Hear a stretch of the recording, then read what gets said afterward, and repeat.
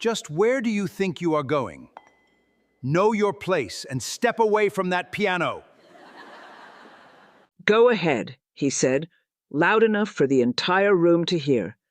Show them what you've got, unless there's nothing to show. 200 people stopped breathing at the same time. The man who said it was standing at the center of Atlanta's most expensive charity gala, surrounded by senators, executives, and old money dressed in designer suits. He had a champagne glass in one hand and a smirk on his face that said he had already decided how this moment was going to end. His name was Richard Caldwell. He owned half a dozen buildings in this city, and not a single person in that ballroom had ever told him no. The woman he was pointing at was a 27-year-old single mother in a black waitress uniform. She was holding a tray of empty glasses. She had not said a word to him all evening. Then the tension broke, but not the way he planned. She set the tray down, slowly, deliberately, and she walked toward the 9-foot Steinway Concert Grand, sitting in the corner of the Grand Meridian Hotel ballroom, like she had somewhere to be, and the rest of the room was just in her way. Nobody moved. Nobody spoke. Not the senators, not the executives, not the old money. Richard Caldwell's smirk held, but just barely, because something in the way she walked toward that piano did not look like a woman who was afraid, and that was the first moment he should have stopped. But he didn't. What happened next, in the 4 minutes that followed, would be talked about at dinner tables, in boardrooms, and in quiet conversations between strangers across the city of Atlanta for years. But to understand what she did at that piano, you first have to understand who she was before she ever walked into that room. And that story begins somewhere Richard Caldwell had never been and would never understand.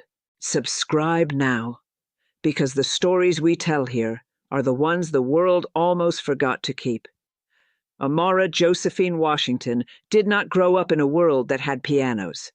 She grew up in Pritchard, Alabama, a town of 40,000 people where the streetlights flickered on bad nights and the closest grocery store closed at 7. Her mother, Cynthia, worked the early shift at a commercial laundry facility on Highway 45 6 days a week for $11 an hour. They lived in a 2-bedroom apartment on the 3rd floor of a building where the elevator had not worked since 2003. There was no money for lessons. There was barely enough money for shoes that fit, but there was a piano. It lived in the ground floor common room of their building, a battered upright Baldwin with 3 stuck keys, and a C-sharp that rang slightly flat no matter how many times the super looked at it. The building manager, an older Haitian man named Mr. Dufay, had dragged it in from a church estate sale in 1994 and never quite found the motivation to drag it back out. Most tenants ignored it. Children banged on it occasionally. Nobody played it, until Amara did. She was 4 years old the first time she touched those keys. Her mother was working. A neighbor named Miss Gloria was watching her. Amara wandered downstairs alone, climbed onto the bench, and played a melody that was not random. It was the opening bars of a gospel hymn she had heard at Sunday service the week before, note for note, by ear, without anyone showing her a single thing. Miss Gloria called Cynthia at work immediately. "Your daughter," she said, "is not a normal child." Over the next decade, Amara taught herself everything. She learned from church musicians who gave her 1 hour on Saturday mornings. She studied library books with annotated sheet music. She wore out a second-hand cassette player, running recordings of Chopin, Gershwin, and Oscar Peterson until the magnetic tape stretched thin. By the time she was 14, she was playing at funerals and weddings across 2 counties for $25 a ceremony, every cent of which went straight to her mother. At 17, a music teacher drove to their apartment specifically to tell Cynthia that her daughter had conservatory-level talent, that there were scholarships, programs, a real path forward. 2 months later, Cynthia was diagnosed with stage 2 breast cancer. The path closed overnight, and Amara never looked back. Or so everyone believed.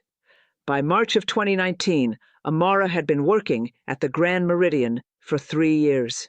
She was good at it. Precise, quiet, invisible in the way that the best service staff learn to be invisible. Moving through gilded rooms without friction, without disruption, without ever giving the people in those rooms a reason to truly look at her. She had learned early that in spaces like these, the safest version of herself was the one nobody noticed. She had a 7-year-old daughter named Imani at home. She had rent due on the 1st. She had no margin for trouble. That Saturday night was a charity gala for the Atlanta Children's Foundation. 200 guests, open bar, a 9-foot Steinway in the corner that the event organizers had hired a pianist to play until 10 p.m. The room smelled like gardenias and expensive cologne, and the particular kind of confidence that only comes with generational wealth.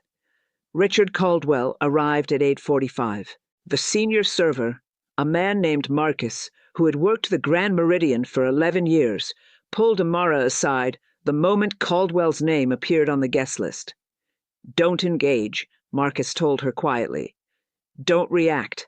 Whatever he says, whatever he does, just keep moving." Amara nodded. She had no intention of giving Richard Caldwell anything at all. But Richard Caldwell was not the kind of man who waited for invitations. He noticed her at 9:14 p.m., the precise moment she set a champagne flute on the table beside him, without breaking her stride or meeting his eyes. She felt his gaze follow her to the next table.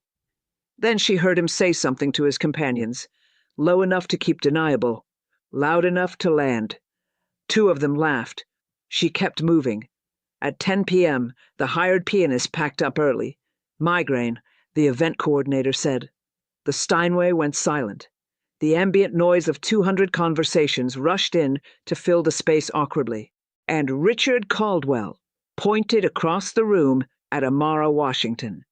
"Her," he said, loud enough for 3 tables to turn. "She looks like she might have hidden talents." He smiled the smile of a man performing for an audience he already owned. "Why don't we find out?"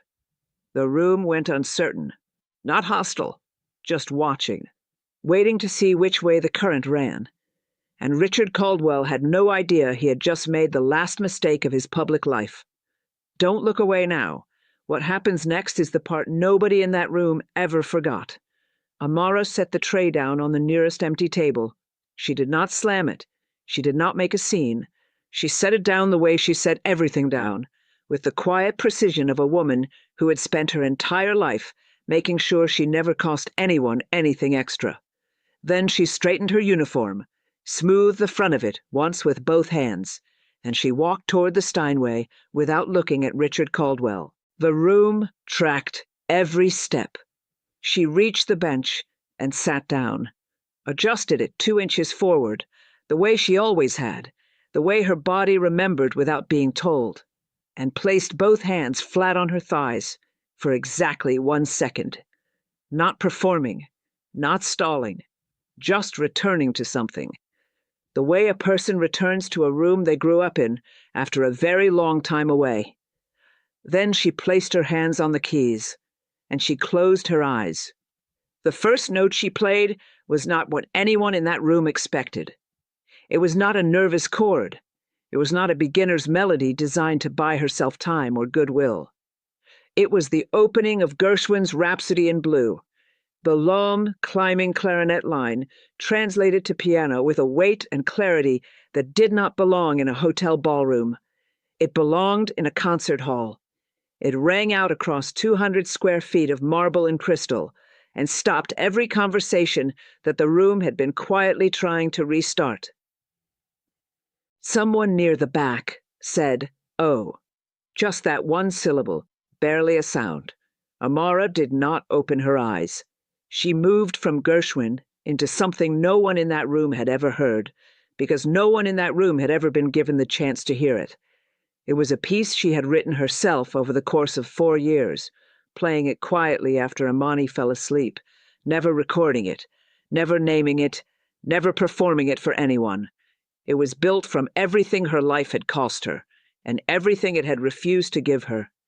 her mother's hospital bills spread across the kitchen table at 2 a.m, the conservatory application she had filled out and never submitted, the Saturday mornings practicing in a church so cold in winter she could see her breath above the keys, the years of moving through rooms like this one, rooms full of people who looked through her the way people look through glass. It poured out of her hands like something that had been waiting 23 years to finally be released. By the second minute, 4 people in the front rows were crying and could not have explained why if asked. The music had bypassed every defense they had walked in with. It had gone straight to something underneath the occasion, underneath the social performance, underneath the comfort of being the kind of person who belongs in a room like this one. Richard Caldwell did not move for the entire 4 minutes. His champagne sat untouched beside him. The woman in the red dress who had laughed at his comment 40 minutes earlier had both hands pressed against her mouth. A state senator in the 3rd row was the first person to stand. Then a retired schoolteacher near the east window. Then Marcus, the server who had worked 11 years at the Grand Meridian and had never once applauded during a shift, began clapping so hard his palms went red. When Amara played the final chord, when it dissolved into a silence so absolute the chandeliers themselves seemed to hold their breath, she kept her hands resting on the keys for 3 full seconds. Then the room came apart. Not polite applause, not the careful, measured clapping of obligation. People were on their feet, and the sound was enormous and warm and completely unplanned. And Richard Caldwell, the man who had built his entire evening around the certainty that this moment would go one specific way, sat perfectly still in his chair.